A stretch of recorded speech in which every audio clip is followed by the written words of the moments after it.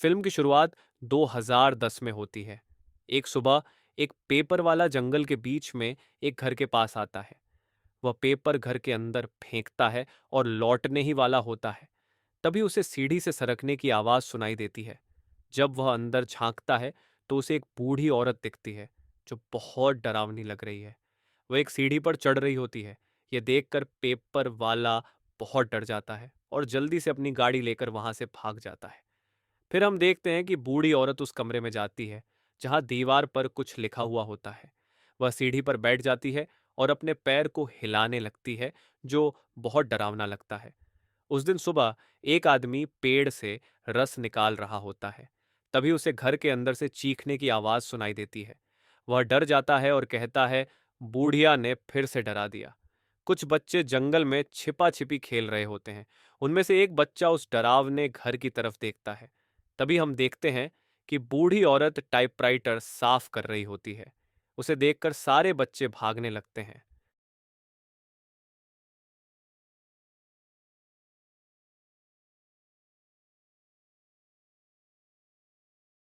बूढ़ी औरत जंगल में जाकर सब कुछ चेक करती है। जब वह लौटती है तो उसे लगता है जैसे कुछ अजीब हो रहा है। अचानक से हवा चलने लगती है और जंगल में सब कुछ थम सा जाता है।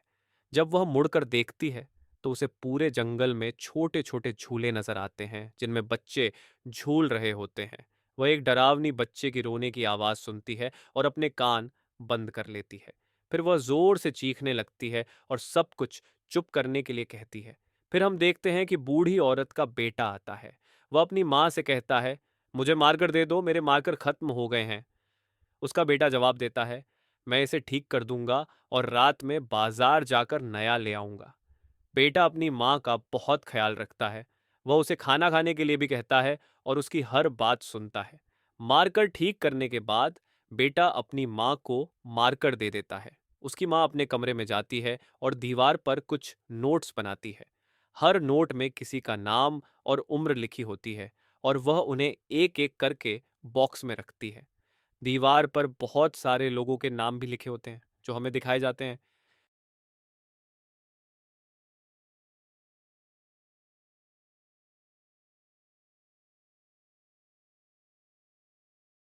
बूढ़ी औरत का बेटा एक ब्लड सेंटर में काम करता है। वहां वह लोगों का खून इकट्ठा करता है और उनकी बीमारी के बारे में डॉक्टर को बताता है।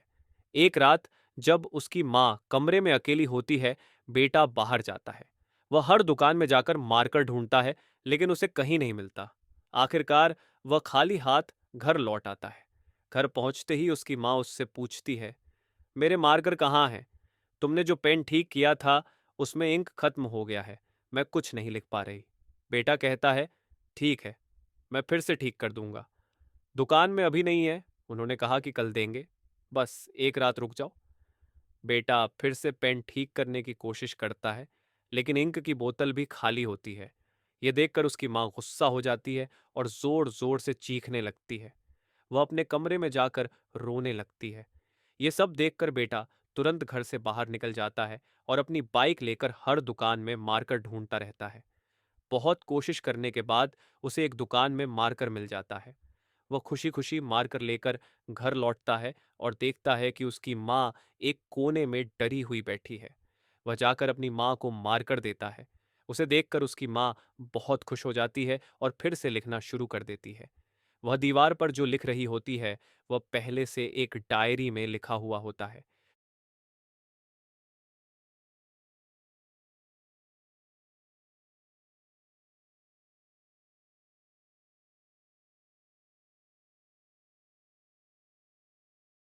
बूढ़ी औरत दीवार पर डायरी के लेख को लिख रही थी।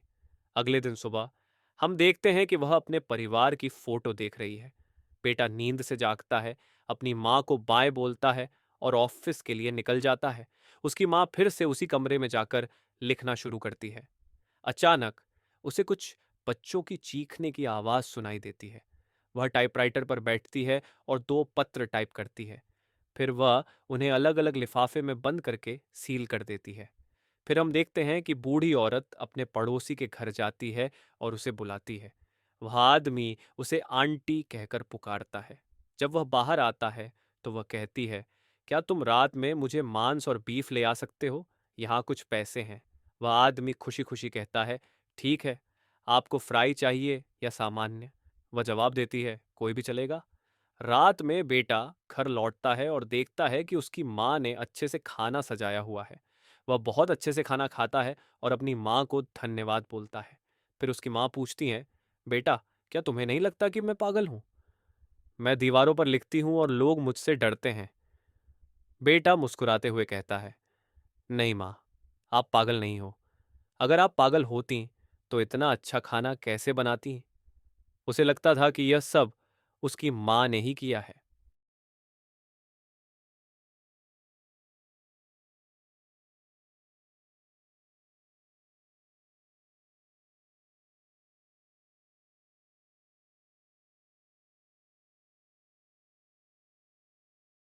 बूढ़ी औरत अपने बेटे से कहती है, मुझे तुम्हें कुछ सच बताना है। अगर तुम इसे सुनने के बाद भी सोचते हो कि मैं पागल नहीं हूं तो मैं मानूंगी कि मैंने जो किया वह सही था। बेटा कहता है, हाँ माँ बताइए। उसकी माँ पहले माफी मांगती है और कहती है, मैंने तुम्हें कभी बाहर जाने नहीं दिया। मैंने जो सोचा वही तुम्हारे लिए सही समझा। तुम में बहुत क्षमता थी। तुम जिंदगी में बहुत कुछ कर सकते थे, लेकिन मैं चाहती थी कि तुम हमेशा मेरे साथ रहो। बेटा जवाब देता है, माँ ये सब छोड़ो, मैंने इस जिंदगी को स्वीकार कर लिया है और आपके साथ मैं बहुत खुश हूँ। फिर उसकी माँ बोलना शुरू करती है और अपने कानों में हाथ देती है, जैसे सब कुछ थम गया हो। बेटे की आंखें चौड़ी हो जाती हैं। वह सुनकर चौंक जाता है और कुछ नहीं बोल पाता। एक के बाद एक बातें उसकी माँ कहती जाती हैं। ये सुनकर बेटा परेशान हो जाता है और तुरंत उस कमरे की तरफ भागता है जहां उसकी माँ ने दीवारों पर कुछ लिखा था। वह वहां कुछ ढूंढता है और अंत में उसे कुछ मिल जाता है। जब वह यह पाता है तो वह बहुत रोता है। फिर वह तेजी से उस कमरे में आता है और अपनी माँ को टेबल पर जोर से धक्का देता है। उसकी माँ नीचे गिर जाती है और उसके माथे से खून बहने लगता है, लेकिन फिर भी वह हंस रही होती है, जैसे कोई डरावनी चुड़ैल। फिर हम उसके बेटे को देखते हैं, जो बहुत परेशान और डरा हुआ है।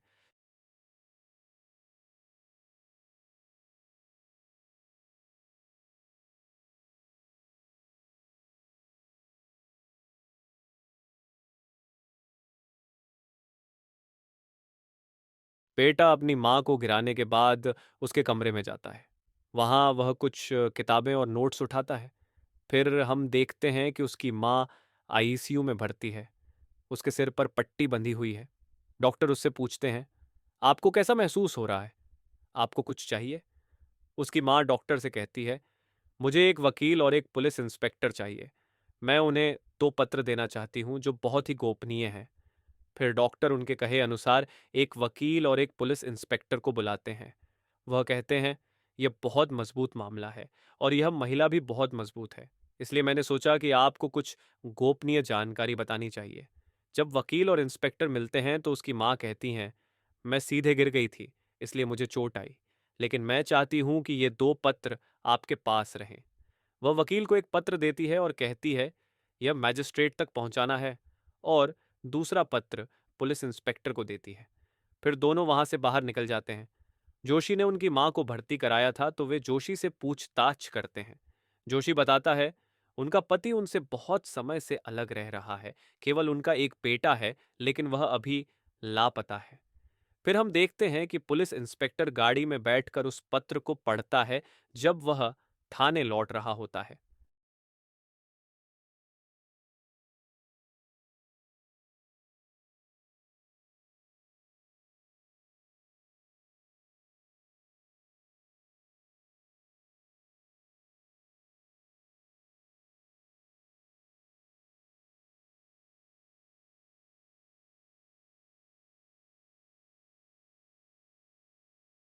पुलिस इंस्पेक्टर पत्र पढ़ने के बाद हैरान हो जाता है।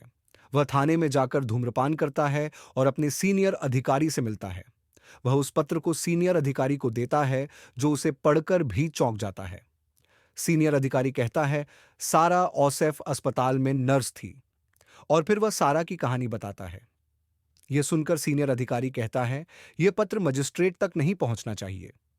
इस बीच वकील मजिस्ट्रेट को पत्र दे देता है। थोड़ी देर बाद दो पुलिस अधिकारी वहां जाते हैं और वकील के जाने के बाद मजिस्ट्रेट से बात करते हैं। जब मजिस्ट्रेट पत्र पढ़ते हैं तो उन्हें पता चलता है कि इस राज के बारे में केवल 3 लोगों को जानकारी थी। वे तीनों कहते हैं, सर, यह जानकारी बाहर नहीं आनी चाहिए। मजिस्ट्रेट कहते हैं, ठीक है, आप लोग एक समिति बनाएं और इस मामले की जांच करें। अगर यह खबर बाहर आई तो यह सिस्टम की विफलता होगी और हमारे इलाके का कानून व्यवस्था बिगड़ जाएगी।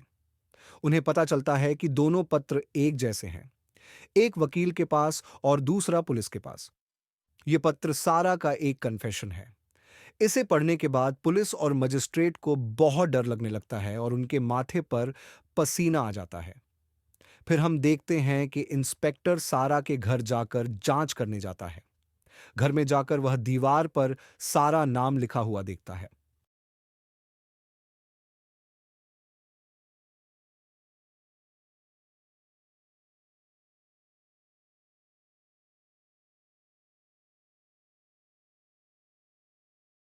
फिर इंस्पेक्टर अपने सीनियर को फोन करता है और बताता है, सारा ने जो कन्फेशन में लिखा है वह सब सच है।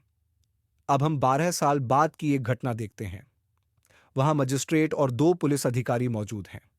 वे आपस में बात कर रहे होते हैं और कहते हैं, आजी को इस केस के बारे में कैसे पता चला। एनसी मर्डर केस की जांच करते करते वह सारा के केस तक पहुंच गए हैं। लेकिन हमें विविन को भी ढूंढना है क्योंकि उसका बेटा लापता है। अगर हम उससे छिपाते हैं तो विविन को नहीं ढूंढ पाएंगे। सभी लोग मिलकर तय करते हैं कि आजी को बताना होगा कि उन पत्रों में असलियत क्या थी।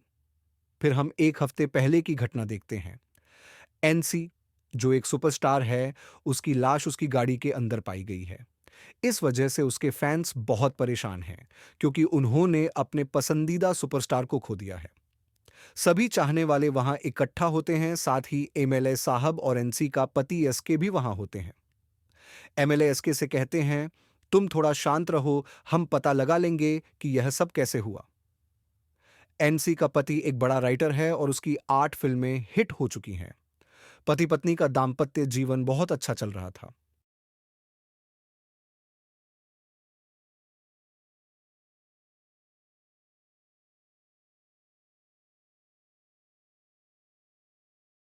ये तो सबको पता था कि मलयालम इंडस्ट्री के मशहूर एमसी की मौत से सभी लोग सदमे में हैं। सभी फैंस कहने लगे कि हम अपने स्टार का पोस्टमार्टम नहीं होने देंगे। प्रशासन को पता करना था कि उनकी मौत का कारण क्या है, इसलिए उन्होंने जांच शुरू की। जब पोस्टमार्टम किया गया तो पता चला कि उन पर हमला हुआ था। ये इतना साफ सुथरा था कि किसी को समझ नहीं आया। किलर को पता था कि फैंस पोस्टमार्टम नहीं करने देंगे और उसने उस मेकअप आर्टिस्ट ने कहा, इसलिए मुझे भी बाहर कर दिया गया था।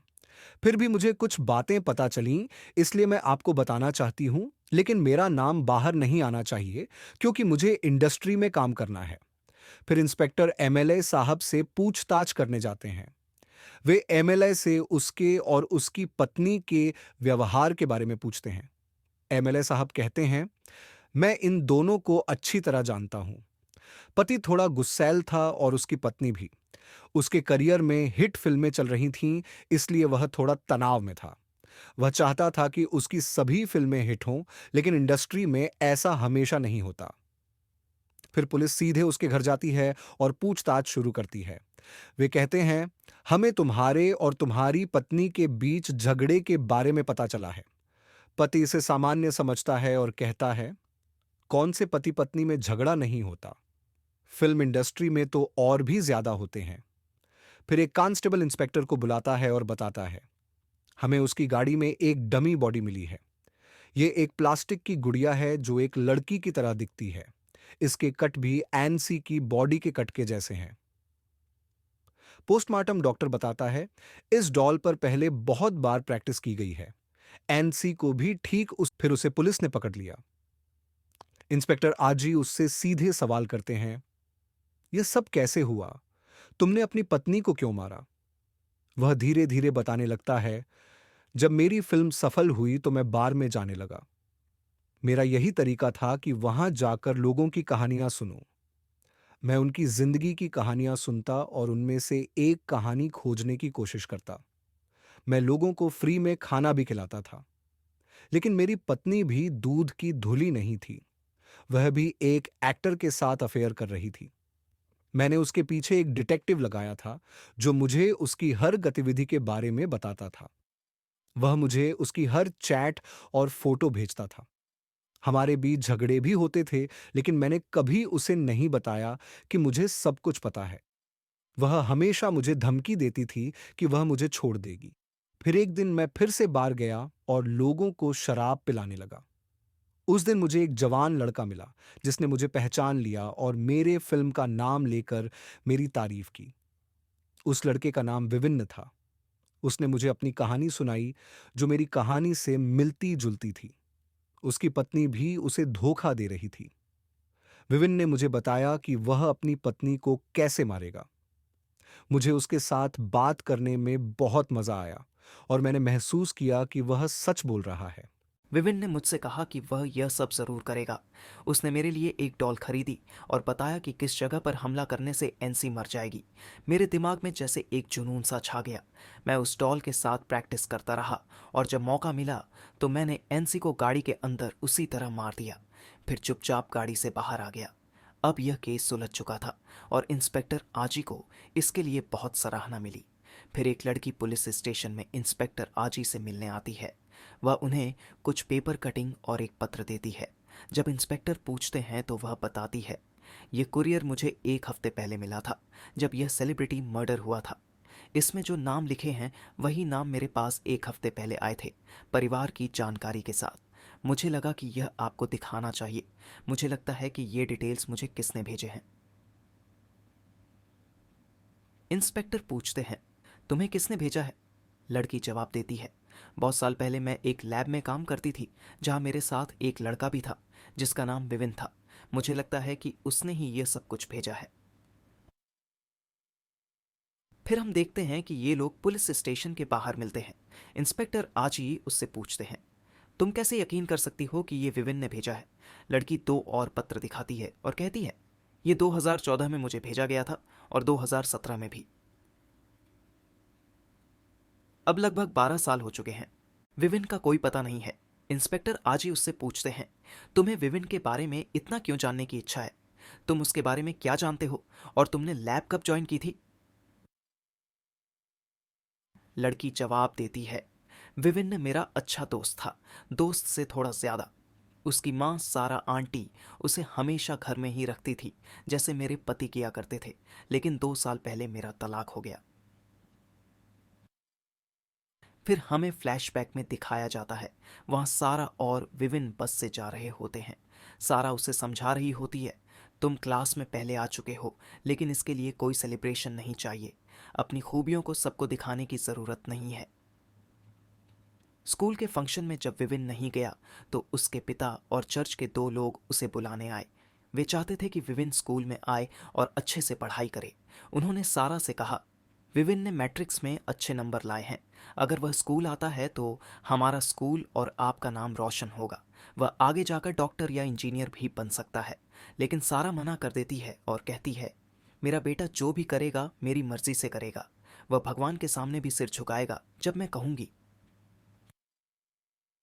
फिर चर्च के लोग घर से चले जाते हैं। फिर इंस्पेक्टर आज ही पूछते हैं, तुम विविन को कैसे जानती हो? हमें दिखाया जाता है कि वह लड़की उसी लैब में काम करती थी जहां विविन भी था और धीरे धीरे उनकी नज़दीकियां बढ़ने लगी थीं। विविन उसे पसंद करता था। इस लड़की की शादी हो चुकी थी, लेकिन उसका पति उसे कोई भाव नहीं देता और उल्टी सीधी बातें करता था। इसी दौरान वह और विविन धीरे धीरे नज़दीक आने लगे थे। उस समय का एक खींचा हुआ फोटो इस लड़की के पास था जिसे उसने इंस्पेक्टर आजी को दिखाया। पुलिस स्टेशन में जब आजी ने विविन का फोटो दिखाया तो वह लड़की कहती है, ये फोटो वाला लड़का विविन नहीं है, ये तो कोई और लड़का है। फिर इंस्पेक्टर आजी विविन का पता लगाने के लिए लोगों से पूछताछ करते हैं। उन्हें जोशी मिलता है जो विविन का पड़ोसी था। जोशी उन्हें विविन के घर ले जाता है और बताता है, ये सारा आंटी का घर है। सारा आंटी की मौत के 3 साल बाद विविन ने मुझसे इस घर को बेचने के लिए संपर्क किया था। मैंने जो दाम बताया था उसी पर उसने राजी कर दिया। अब ये घर मेरी पत्नी का है। आजिज उस कमरे में जाता है जहां पहले सारा रहती थी। कमरे में रंग किया गया था, लेकिन वहां अभी भी सारा के बनाए हुए नोट्स की निशानियां थीं। फिर आज ही सीधे हॉस्पिटल जाता है जहां सारा को भर्ती कराया गया था जब उसे सिर में चोट लगी थी। वहां के डॉक्टर से उसे पता चलता है कि असलियत में क्या हुआ था और 2 लिफाफों का सच क्या है। इसके बाद वह उस पुलिस ऑफिसर से मिलने जाता है जो पहले इस केस की जांच कर रहा था। पुलिस स्टेशन पहुंचने पर जब वह उस ऑफिसर से बात करता है तो वह भी सुनकर चौंक जाता है। पुलिस ऑफिसर कहता है, मैंने तुम्हारे हाल के केस के बारे में सुना है। तुम एक काबिल पुलिस ऑफिसर हो, लेकिन यह बात हमें यहाँ नहीं करनी चाहिए। हमें 2 दिन बाद मिलना पड़ेगा। मैं तुम्हें जगह बताता हूँ। फिर हम देखते हैं कि 3 लोग एक जगह पर बैठे हैं और सोच रहे हैं कि क्या आजी को सब कुछ बताना चाहिए या नहीं। तभी आजी वहां आता है।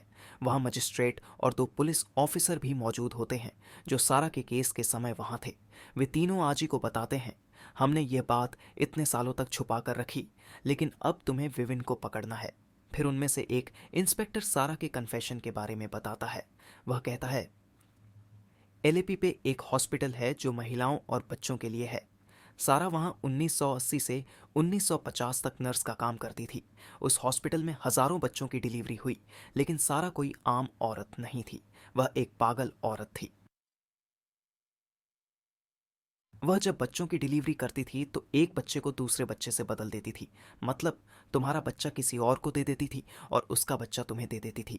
जब परिवार वाले दूसरे बच्चे को देखते थे और कहते थे कि यह तो माँ पर गया है, तो वह मन ही मन हंसती थी और खुश होती थी। वह यह सब इसलिए करती थी क्योंकि वह बांझ थी और कभी माँ नहीं बन सकती थी। उसका पति उसे छोड़कर चला गया था। फिर आजी पूछता है, उसका एक लड़का भी था ना, विविन नाम का? इंस्पेक्टर जवाब देता है, वो लड़का उसका नहीं है। एक रात हॉस्पिटल में कुछ लोग आए। एक लड़की प्रेग्नेंट थी और उसकी हालत नाजुक थी। डॉक्टर भी वहां नहीं थे। उस लड़की की माँ बोली, हमें यह बच्चा नहीं चाहिए। ऐसी है ममू, अस्तिरंदी चाहिए तो नहीं जी। सिस्टर, इसे गिरा दो। अगर यह बच्चा हुआ तो मेरी बेटी को बदनामी मिलेगी। ये नाजायज बच्चा है। उसने दूसरे बच्चे के साथ अपने बच्चे को बदल दिया जो विविन था। अगर यह सब लोगों को पता चल गया तो पूरे शहर में अफरा तफरी मच जाएगी। तुम सोच भी नहीं सकते कि कितना बड़ा बवाल होगा। हजारों बच्चे एक दूसरे के साथ बदल गए थे।